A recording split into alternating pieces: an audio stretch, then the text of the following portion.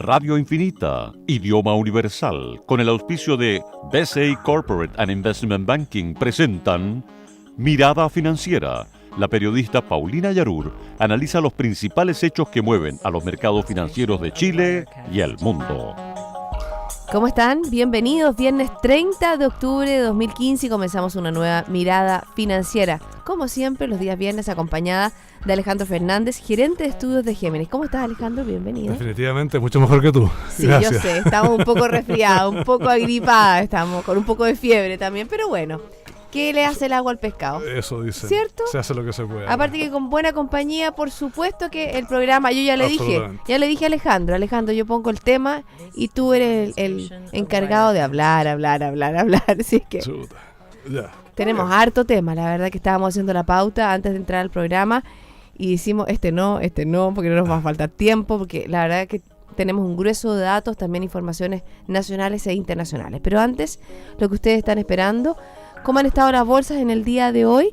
Partimos con Asia, Nikkei avanzando un 0,78%, el Hang Seng de Hong Kong abajo, un 0,79%, Shanghái un 0,02% arriba.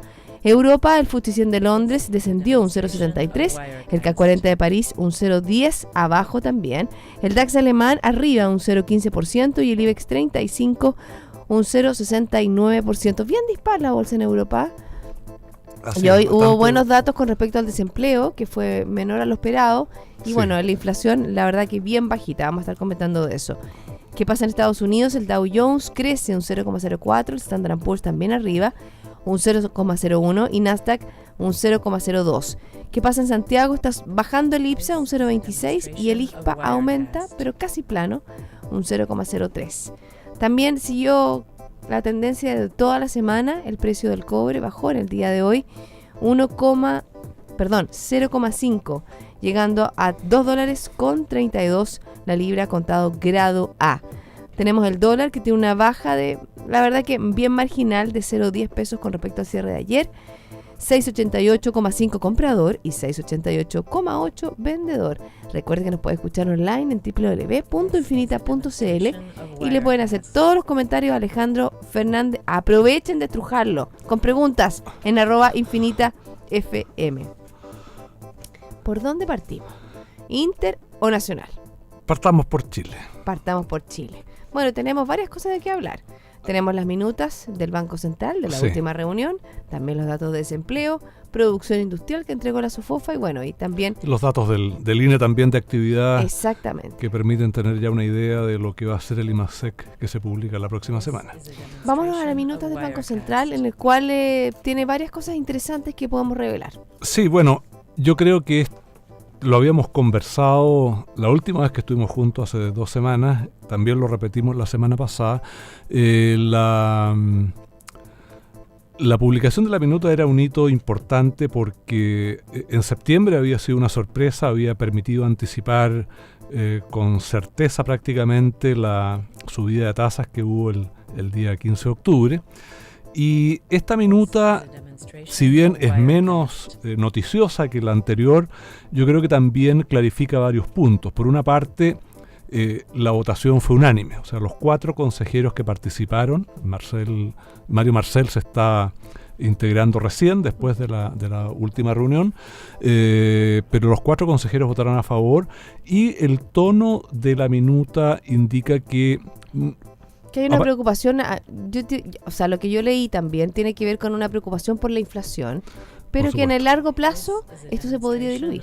Bueno, sí, ellos plantean que lo importante es mantener la inflación y las expectativas de inflación dentro del rango meta en el horizonte de planificación de la política monetaria, es decir, 24 meses, pero también dejan ver que probablemente va a ser necesario subir la tasa nuevamente 1 o 2 veces más para poder lograr ese objetivo.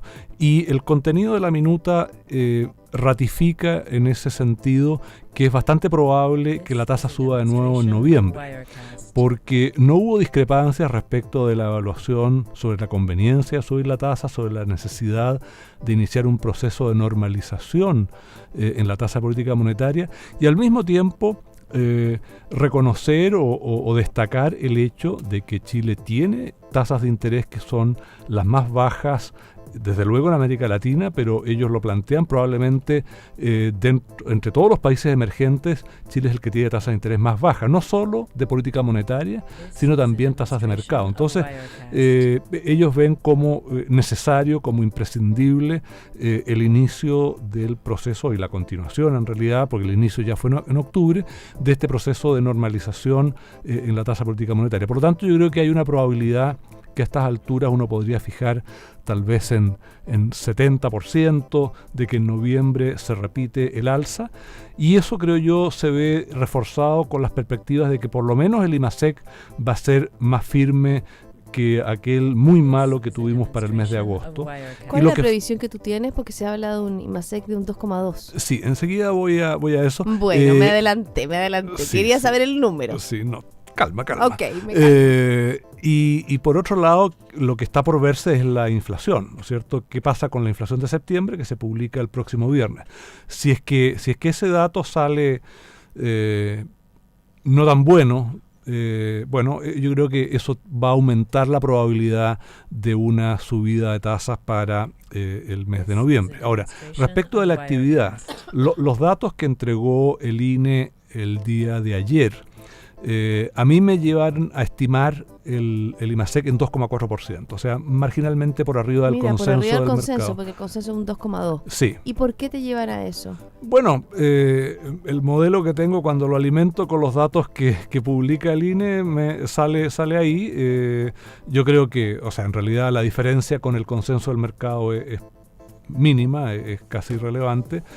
Y ciertamente ese dato, si es que se cumple, recordemos que hay, al igual que en agosto, un día hábil extra en septiembre, implica que la economía está cerrando el tercer trimestre en mejor pie de lo que parecía en agosto, pero en realidad con una debilidad que sigue inalterada de manera absoluta. O sea, cuando uno toma perspectivas más largas, dijiste que iba a hablar yo nomás, ¿no? Pero no, que te iba a agregar el dato de la SOFOFA. Lo que pasa es que el dato del 4,2% de la producción industrial en el mes de septiembre también puede dar luces a tu modelo, que lo puede seguir alimentando, querido Alejandro. No, ya está bien alimentado. Ya, ok. No hay que hacerlo engordar. El análisis es que si bien probablemente en términos desestacionalizados el IMASEC recuperó todo lo que perdió en agosto, y según algunos incluso un poco más, pero por lo menos debe haber recuperado lo que perdió en agosto, de todas maneras deja el tercer trimestre con un desempeño muy débil, o sea, un crecimiento en 12 meses de 2%, un crecimiento trimestral anualizado que estaría bajo el 1%, y por lo tanto que en el margen la economía chilena está evolucionando de manera sumamente débil, y más allá de los altibajos, o sea, más allá de estos extremos de agosto muy bajo, septiembre eventualmente uno de los más altos del año, la realidad es que la economía chilena está creciendo a una velocidad bastante estable, en torno al 2%. Y que es posible que hacia adelante tengamos datos todavía bastante malos. Hay algunos meses con días hábiles menos que el año anterior, eso podría afectar negativamente esos resultados. Entonces, ¿tu proyección de crecimiento para este 2015, Alejandro, estaría dentro de la meseta del 2% o incluso menos? O sea, el riesgo está que sea un poco menos, pero mi escenario base es 2 a 2,1%. Y para el año que viene, básicamente lo mismo. Fíjate que en esa misma línea tuviste los datos que se puede confirmar el boom inmobiliario, las ventas se disparan en el tercer trimestre y el precio de los departamentos, la verdad que se eleva de una manera bien importante, pero eso tiene que ver con algo completamente coyuntural, porque sabemos que los proyectos a largo plazo en cuanto a construcción han bajado. Sí, aquí en realidad es bien interesante interpretar adecuadamente los datos que ha entregado la Cámara de la Construcción, porque pueden prestarse a equívocos. Este aumento de 46% en las ventas se refiere a un aumento de esa magnitud en las promesas firmadas, lo cual incluye edificios que están por entregarse, que están terminándose, edificios que están en construcción y edificios respecto a los cuales no se ha hecho absolutamente nada. O sea, son edificios, pues, hablo de edificios porque la mayoría son departamentos, se van a entregar entre, digamos, lo que queda de este año y mediados o fines del 2018. 2018, o sea, estamos hablando de 3 años en adelante. Entonces, lo que uno está observando aquí efectivamente es el efecto de un marketing extraordinariamente muy bien logrado por las empresas inmobiliarias y constructoras, de que el efecto del IVA hay que evitarlo comprando antes del 31 de diciembre, firmando promesa antes del 31 de diciembre. Exacto. Pero en realidad eso significa que hay un anticipo de demanda y por lo tanto si uno evalúa lo que va a pasar en los próximos 3 a 4 años, va a ser un bajón después y probablemente con precios que van a caer, no van a subir cuando se empiece a aplicar el IVA.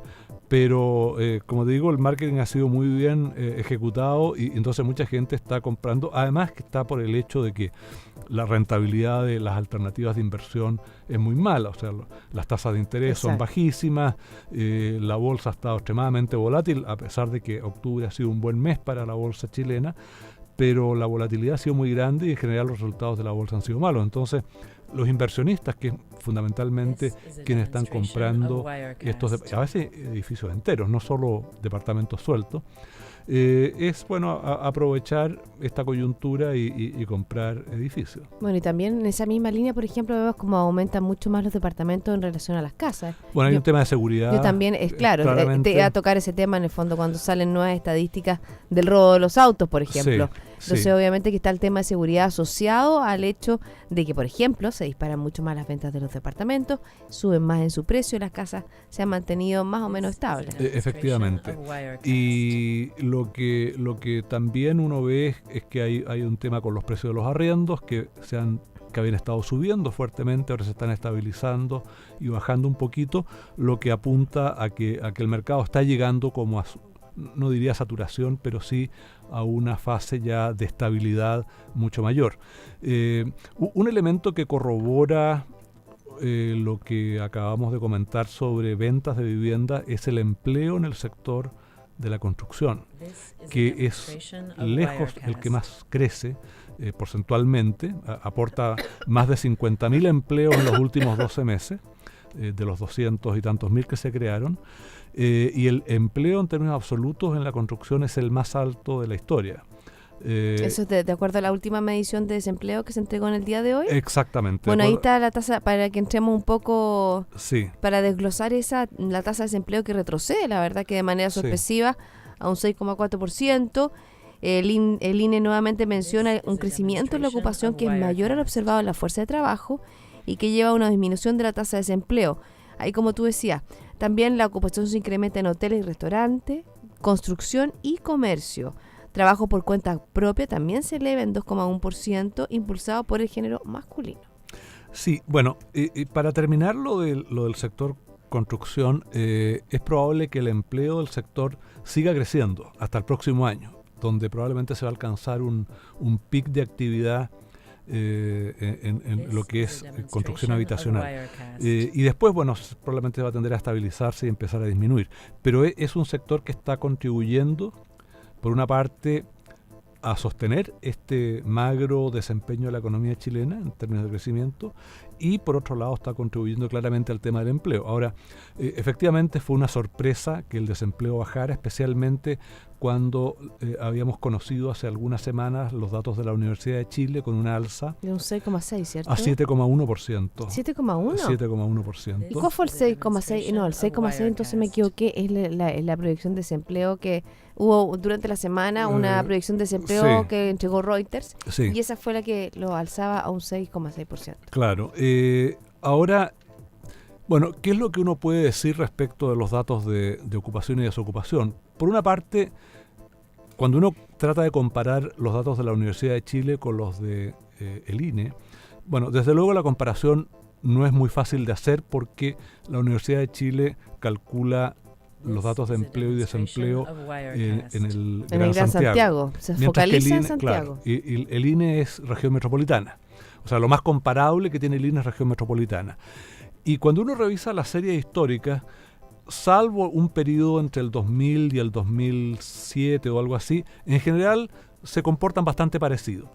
Ahora hubo una diferencia, porque el desempleo en la región metropolitana, si mal no recuerdo, fue 6,4 o 6,6, no estoy seguro cuál de los dos, y claramente por debajo y bajó respecto de la medición anterior, respecto de lo que publicó la Universidad de Chile. Pero lo que es llamativo y que para mí no tiene explicación es que en ambas encuestas el empleo crece a una velocidad increíble. En el caso de la Universidad de Chile, el empleo en 12 meses aumenta 3%, que es una cifra extraordinaria y obviamente insostenible, y en el caso de el INE, el aumento del empleo es 2,3%. Entonces, ¿de qué puede derivar ese argumento? ¿Por qué puede ser, Alejandro? Hay un fondo, un aumento intensivo, por ejemplo, de empleo público en esa línea. Bueno, los datos que hay apuntan a que efectivamente el empleo ligado al sector público, estamos hablando de administración pública directamente, de enseñanza, de salud, crecen de manera importante. Un dato que a mí me llamó la atención, por ejemplo, los datos del INE hoy día, es que el empleo en actividades financieras crece extraordinariamente rápido. No son muchas personas, pero la tasa de crecimiento es extraordinariamente rápida. El empleo en la agricultura está creciendo y eso es razonable en condiciones, digamos, que nos estamos acercando a épocas de cosecha, qué sé yo, pero en general cuesta igual entender cómo con una actividad económica que está tan débil, el empleo crece tan rápido. Más que la caída del desempleo o lo bajo del desempleo, sorprende el crecimiento de la ocupación. Y fíjate que, por ejemplo, por categoría de trabajo, por cuenta propia mantiene su ritmo de crecimiento y se observa un alza de un 6,5%. Sí, y se acelera también el empleo asalariado, que también llama la atención. Ahora, todo esto, digamos, lo que estamos hablando es la parte positiva, porque ciertamente es bueno que el empleo crezca y la desocupación se mantenga baja, pero la parte negativa es que en el escenario de un crecimiento económico muy bajo, esto significa que la productividad está bajando. Y esa es una muy mala noticia. Ese es un tema respecto al cual hemos hecho muy poco, por no decir nada, en los últimos 15 años, y claramente esa tendencia a caída en la productividad se está reforzando con estos datos. Necesitamos a más personas para hacer la misma pega. En la práctica viene a ser. En simple, simple es un poco eso. Eso es. Bueno, estoy conversando con Alejandro Fernández, el gerente de estudios de Géminis, y ya son las 2:18. Es momento, Alejandro, de hacer una pausa. Hagamos una pausa. Y yo les quiero comentar que BCI Corporate and Investment Banking le ofrece soluciones en corretaje de bolsa, Miami Branch, securitizadora, banca privada, sales and trading, finanzas corporativas y asset management a través de un solo ejecutivo de relación. Quédese con nosotros. Hay más. Mirada Financiera. BCI Corporate and Investment Banking, un socio estratégico con un modelo de atención integral único y un banquero de relación que le entregará las mejores soluciones ante desafíos complejos, avalado por un banco con más de 75 años de experiencia en el mercado. BCI Corporate and Investment Banking. Sentémonos a conversar.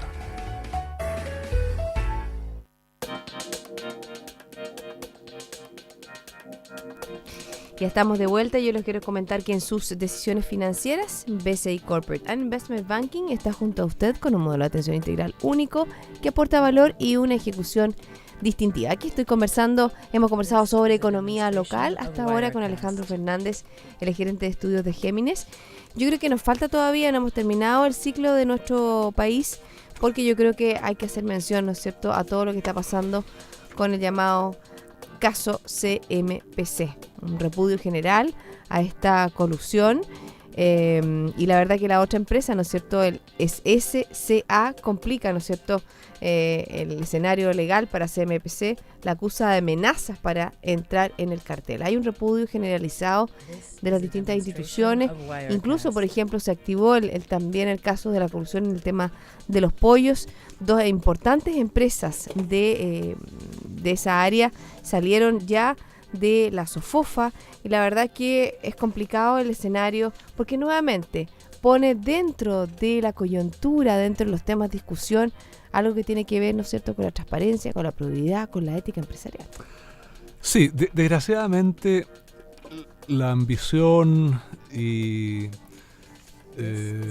los deseos de hacerse más fácil las cosas tienden a generar incentivos para conductas claramente repudiables y que son sancionadas además en todo el mundo por los organismos antimonopolio. Desgraciadamente es un comportamiento que se da en todas partes, lo cual no significa que por ello sea menos malo lo que está ocurriendo aquí, pero desgraciadamente, o sea, lo que quiero decir con esto es que no es un problema de que la regulación sea insuficiente, tal vez las penas son insuficientes, no estoy seguro que sea apropiado la pena de cárcel, pero sin duda las penas por lo menos económicas debieran ser tal vez más fuertes. Pero hemos visto, o sea, en Estados Unidos, por ejemplo, donde la regulación antimonopolio es muy estricta, todos los días se están encontrando casos de comportamientos anticompetitivos. El caso anterior más grosero que hemos visto es el de Volkswagen, ¿no es cierto?, con la falsificación de los datos de emisión de contaminantes. Entonces, insisto, no quiero justificar con eso lo que pasa aquí, pero en una economía pequeña como la nuestra, además donde en general por economías de escala suele haber pocos actores en cada mercado, evidentemente es mucho más fácil la comunicación entre ellos, que se pongan de acuerdo y que se coludan para ya sea perjudicar a los actores más pequeños del mercado o simplemente a los consumidores, o ambos. Claro, ahí está la ineficiencia en el fondo, que se perjudica a los más pequeños y a los consumidores con, ¿no es cierto?, esta puesta de acuerdo, como se habla. Sí. Y fíjate que vemos también cómo a nivel de mercado, lo vimos en las acciones de Volkswagen que hemos estado comentando, bajaron de una manera muy muy importante, la reputación de esa empresa se fue al piso. Y por ejemplo hoy día ya vemos, la acción de CMPC vuelve a caer en medio de este escándalo. Sabemos obviamente que como hay un castigo de inmediato de parte de la ciudadanía y de parte del mercado. Sí, claro, es información nueva que no se tenía y que tiene implicancias para el valor de la empresa y por lo tanto eso se refleja inmediatamente en el precio de las acciones. Ahora, yo lo que sí también quisiera destacar, enfatizando que condeno absolutamente este tipo de comportamiento, que esto afecta la imagen de la economía de mercado. Desde luego la imagen de los empresarios, pero la economía de mercado que es, yo creo que está demostrado, el sistema de organización económica que genera los mejores resultados a pesar de este tipo de conductas, se presta para que haya críticas, ¿no es cierto?, y para que se intente entonces buscar o una fiscalización mayor, que está bien, pero también una actividad más intensa del Estado regulando mucho más de lo que regula hoy día, y eso claramente va a tener efectos negativos. O sea, generalmente cuando se encuentra o se determina una conducta inadecuada, ilegal, anticompetitiva, la reacción refleja a nivel político fundamentalmente es más regulación, más control del Estado. Y yo creo que en muchos casos, no es uno de ellos en todo caso, pero en muchos casos lo que se justifica son acciones que permitan aumentar la competencia, que en muchos casos es posible. De tal manera que la respuesta de la mayor regulación, la mayor intervención del Estado, claramente no es necesariamente la única ni la mejor. Pero, sí, porque en esa misma duda, línea, por ejemplo, han habido como mayor leyes, han estado en conversaciones, algunas ya se mandaron al Parlamento, ya fueron aprobadas con respecto a lo que hiciste tú de la regulación, y otras, ¿no es cierto?, que se activan con estos episodios. Sí, no, y en definitiva, la última línea es que todos los actores del país, de una u otra manera, cometen errores o se comportan inadecuadamente. O sea, voy a citar los dos más conocidos que afectan al sector público. El del Banco del Estado, donde se dio un bono que claramente se comió el 70% de las utilidades de la capitalización, del semestre, además, y de la capitalización. El tema del registro civil hoy día, que tiene paralizado con una huelga que los funcionarios del gobierno siguen diciendo que es ilegal, pero que no hacen nada para evitarla o para terminarla. Y eso también, ¿no es cierto?, ocasiona perjuicios a los más vulnerables también. Sí. Y en lo más anecdótico, este caso del Ministerio de Educación, donde están retirando el libro de La Caperucita se comió al lobo, que es un libro pornográfico, aparentemente yo no lo he visto, pero que está en las bibliotecas de los colegios. Entonces, que es una cuestión que, claro, que uno dice anecdótico, puede sonar hasta medio gracioso. Sí. Claro, pero también implica un descriterio, una falta de control absoluta. Entonces, en todas partes se cuecen habas, y desgraciadamente hemos visto que a nivel de capital humano en general no hemos estado a la altura de las circunstancias. Yo creo que hay problemas de fallas importantes de las personas.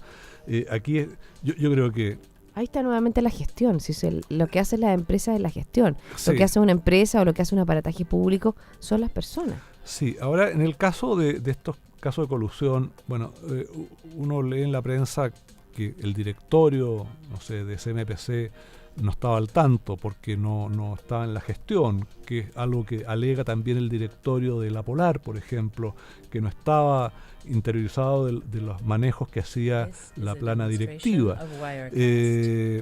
Pero claramente, y esto no es, o sea, no sería la primera vez que ejecutivos de una empresa con el fin, o de bancos, pensando en la crisis financiera, que hacen cosas que permiten maximizar sus beneficios, o sea, los bonos que van a recibir, y cosas así, en perjuicio del valor de la empresa en el largo plazo. Entonces, o sea, en una de esas es cierto que fueron ejecutivos de la empresa los que por su cuenta generaron esta situación de un acuerdo de colusión, pero eso indica que hay que mejorar los controles que tiene el directorio y los dueños de la empresa sobre los ejecutivos. Bueno, eso es fundamental, todo el tema del gobierno corporativo, Alejandro, claro, y sobre la real labor que tienen los directores. O sea, pero obviamente es complicado, sí, no es un tema menor. Vámonos, nos quedan, la verdad, que 3 minutos y me gustaría que nos fuéramos rapidito al ámbito internacional. Tú hablabas de la Caperucita Roja y el lobo. Hablemos de la Caperucita Roja haciendo esta imagen de Janet Yellen. ¿Qué te parece? Tiene varios lobos que se la quieren comer a la Janet Yellen, pero ella en el fondo mostró en su última reunión una visión un poquitito distinta, un poquitito más hawkish, como se dice, un poquitito más, ¿cuál es la traducción en español? Como más audaz. Más dura, más antiinflacionaria, o sea, sería claro, como el significado. Y para eso va a ser fundamental de la próxima subida de tasa, porque que los datos que conocimos en el día de ayer del PIB del tercer trimestre, que fue 1,5%, un poco menor a lo esperado, y también qué va a pasar con los datos de empleo. Sí, bueno, yo creo que curiosamente hoy día podemos decir nuestro Banco Central está haciendo mejor las cosas que la Reserva Federal, porque independientemente si uno está de acuerdo o no con la subida de tasa, lo cierto es que la comunicación ha sido mucho más clara, mucho más efectiva, y el mercado no ha sido sorprendido. En Estados Unidos el comunicado de septiembre fue una sorpresa absoluta. El argumento para no subir la tasa, que eran los problemas en China o en el resto del mundo, desaparece del comunicado de esta semana. Entonces, es como que si el mundo se hubiera arreglado en un mes. Claro, entonces es una erraticidad muy grande y por lo tanto uno no sabe bien a qué atenerse. Entonces, claro, la interpretación que se ha hecho es correcta. Dado que sale el párrafo o el comentario sobre el resto del mundo, es más probable que la tasa suba en diciembre. Pero creo yo que va a ser difícil justificar el alza de tasa en diciembre con la evolución que están teniendo los distintos antecedentes económicos. El dato de PIB, si tú te recuerdas, habíamos comentado de que se hablaba de que podía ser en torno a 1%. Finalmente el consenso era más alto y el resultado fue mejor. Sí. Pero ahora, a mí ese dato no es tan malo como parece, porque se explicó fundamentalmente por caída de inventarios. El consumo crece fuerte, es un dato importante, la inversión crece a tasas razonables y por lo tanto esta caída de inventarios, que son muy volátiles, que pueden subir o bajar de un trimestre a otro con mucha facilidad, bien puede llevar a que el próximo trimestre, y de hecho las proyecciones iniciales hablan de que el cuarto trimestre podría ser del orden de 3%. Entonces yo creo que hay bastante incertidumbre respecto de qué pasa con la tasa. Mi impresión es que sube el próximo año, no en diciembre. Bueno, no pudimos hablar de Japón, no pudimos hablar de Europa, tuvimos varios temas que nos faltó Sí, hay datos que salieron hoy día y que no pudimos comentar porque al final no me dejaste hablar a mí nomás, tú me interrumpiste mucho. No, por supuesto, gracias por la ayuda. Esto se llama trabajo en equipo. Gracias, Alejandro, que tenga un excelente fin de semana. Gracias, que te mejores. Gracias. Nos reencontramos nosotros el lunes aquí a las 2 en Mirada Financiera.